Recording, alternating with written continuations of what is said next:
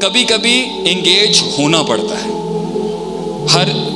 ہر opponent کو، ہر مد مقابل کو، ہر مخالف کو یا ہر دوست کو یا ہر امیچیور کو، ہر غیر سنجیدہ کو، ہر بیوقوف کو چھوڑا نہیں جا سکتا. کبھی انگیج ہونا پڑتا ہے. دلیل دیکھیں، قرآن حدیث چل رہا ہے آپ کے آگے، لوگوں کی نظر ہی نہیں گئی اس کے. اللہ کہتا ہے ادفع باللتی ہی احسن، اتنا پازیٹیوٹی لے کے آؤ، اتنا خیر لے کے آؤ، اتنا بڑا کلیجہ لے کے آؤ، اتنا جگر لے کے آؤ کہ اس کا شر 2 روپے کا ہو جائے اور تیرے اندر ضم ہو جائے. اتنا خیر لے کے آ کہ تیری پازیٹیوٹی اس کی نیگیٹیوٹی کی دھجیاں اکھاڑ دے. وہ کہتے ہیں نا، be like a tree brothers and sisters, وہ پیڑ بن کہ لوگ جب تجھے پتھر مارتے ہوں تو you give them back apples, تو انہیں پھل واپس کر. یہ چیز لوگوں کے کلیجے ٹھنڈے کر دے گی تیرے آگے. ظرف اپنا. نبی صلی اللہ علیہ وسلم اذا جاء نصر اللہ والفتح کے بعد جب مکہ میں انٹر ہوئے، آپ نے جو دل دکھایا ہے آپ نے، آپ سوچ نہیں سکتے. آپ نے ابو سفیان رضی اللہ عنہ، جو جب تک مسلمان نہیں تھے ہیویلی اسٹرانچ انیمی تھے، آپ نے اس چودھری ان کی حیثیت اور ان کی جو سرداری کی حیثیت کو سامنے رکھتے ہوئے کہا جس کو امان چاہیے وہ ابو سفیان کے گھر چلے جائیں. That's management I would say. Allah says in قرآن جزاء السیئۃ بمثلہا، کبھی کبھی برائی کا جزا اور ریوارڈ اتنی ہی برائی ہوتی ہے جو اس نے کی ہوتی ہے. تو sometimes you have to neutralise an evil with an equivalent evil. تو کچھ لوگ جو یہ سادھو والا کانسیپٹ ہے نا بھائی جان، میں انگیج نہیں ہو سکتا، میں اس کو منہ نہیں دے سکتا، میں اس کو پوائنٹ آؤٹ نہیں کر سکتا، میں اس کو بتا نہیں سکتا کہ یہ رانگ اوور ہیئر، اور میں اس کو اس کی پھکی اس کی زبان میں نہیں دے سکتا. بہت سے مسائل اس وجہ سے کھڑے ہوں گے. You have to come into the market, you have to tell ہم، انگیج ہونا پڑے گا آپ کو. کہیں خاموشی ہے، کہیں خیر ہے، کہیں ایکولنٹ شر ہے، اور کہیں ہائر گڈ ہے اور لیسر ایول ہے. اللہ کے نبی صلی اللہ علیہ وسلم نے حتیم نہیں بنایا، اگرچہ حتیم بیت اللہ کا حصہ ہے. وائی؟ کیونکہ ایک قبیلے سے تھریٹ تھی دشمنی کی. تو رسول اللہ صلی اللہ علیہ وسلم نے کعبے کی رینوویشن، میری زندگی میرا مال دولت قربان جائے اگر مجھے بیت اللہ کا پوچھا لگانے کو مل جائے، تو اللہ کے نبی نے بیت اللہ کی رینوویشن کمپرومائز کر دی وہاں پر، کیونکہ دشمنی کا خطرہ تھا. آپ نے ان کو ریلیکس کرایا، نیوٹرلائز کرایا، اور آپ نے جو ہے بیت اللہ کی رینوویشن میں حتیم کو لیٹ ڈاؤن کر چھوڑ دیا آپ نے.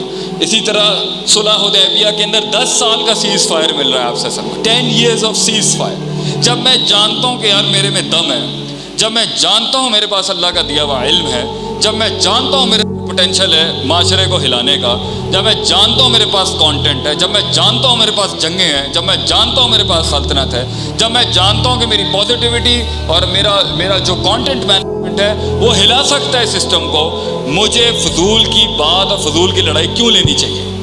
کیوں کرنا چاہیے مجھے وہ کام؟ جب رسول اللہ صلی اللہ علیہ وسلم جانتے تھے کہ اسلام میں اتنا دم ہے کہ بغیر لڑائی کے ہم ویسے ہی پھیل جائیں گے اور وائرل ہی ہو رہے تھے، آپ نے 10 سال کا سیز فائر لیا. اور وہ چھوٹا سا وہاں جو ایک مسئلہ ہوا کہ ایک صحابی وہاں سے بھاگ کے آئے اور حضرت عمر was saying no we are in power, we should give them a big struck back and a knock. تو آپ سے نے کہا let it go. چھوٹا شر لیا آپ نے، ایک وہاں پہ ایک صحابی کے اس درد کو تھوڑا سا سسٹم میں کمپرومائز کیا گیا بڑی خیر کے لیے. تو یہ خیر شر کے موازنے نہیں کریں گے، ایبسولوٹ ایول اور ایبسولوٹ گڈ میں رہیں گے. ہر آدمی کو پیورلی شر اور ہر سسٹم کو پیورلی خیر کہہ کے اڑا دیں گے تو دیکھ لیں آج ہم کہاں پہنچے. اور آج میں یہ بات اس لیے کہوں گا دینداروں کو اور لبرلز کو کہ اگر ایک لبرل سیکولر آدمی کو دیندار حلقے کی ہر چیز پیڑی لگتی ہے تو یہ ایکسٹریمزم آپ کو کہیں نہیں لے کے جا سکتی، یہ کہیں نہیں لے کے جا سکتی. آپ یہ کیسے کہہ سکتے ہیں کہ پوری بینچ ہی غلط ہے، علماء کی پوری بینچ غلط ہے؟ آپ یہ کیسے کہہ سکتے ہیں ایکیڈیمکس کی پوری بینچ غلط ہے؟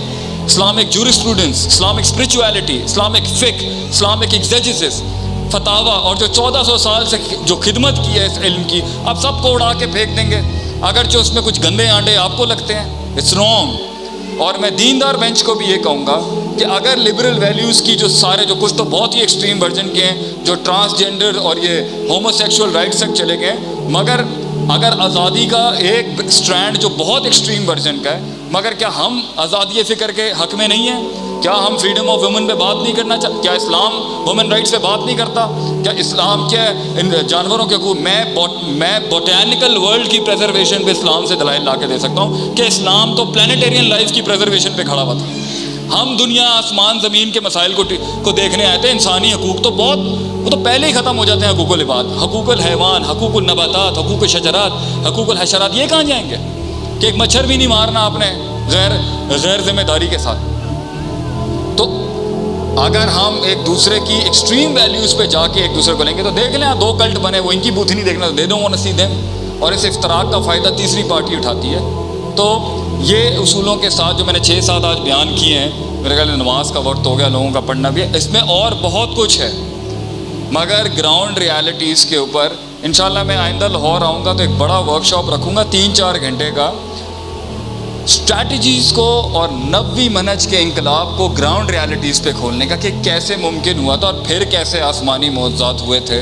کہی سنی بات میں جو میں نے غلطیاں کی ہیں, جیت کے سفر کی اگر ہم ایک ڈیفینیشن لیں تو جیت اس چیز کا نام نہیں ہے کہ ایک مقام سے دوسرے مقام تک پہنچنا, بلکہ جیت اس چیز کا نام ہے ایک مقام سے دوسرے مقام تک پہنچنا جرائم کی لمبی فہرست گرم کیے بغیر, حقوق جو ہے وہ لوگوں کے پامال کیے بغیر, ہیومن رائٹس, اللہ کے رائٹس اور اپنی ذات کے حق پورے کرتے ہوئے ایک مقام سے دوسرے مقام تک. اصل جیت ہی ہے, اور جیت کا اصل تعلق فزیولوجیکل اٹینمنٹ سے بھی نہیں ہوتا, ورنہ سورہ بروج کا فلسفہ ہی ختم ہو جائے گا جس میں وہ ساری قوم نے دقیانوس کے آگے اسلام چھوڑنے سے انکار کیا اور اس نے ان کو خندقوں میں جلا دیا.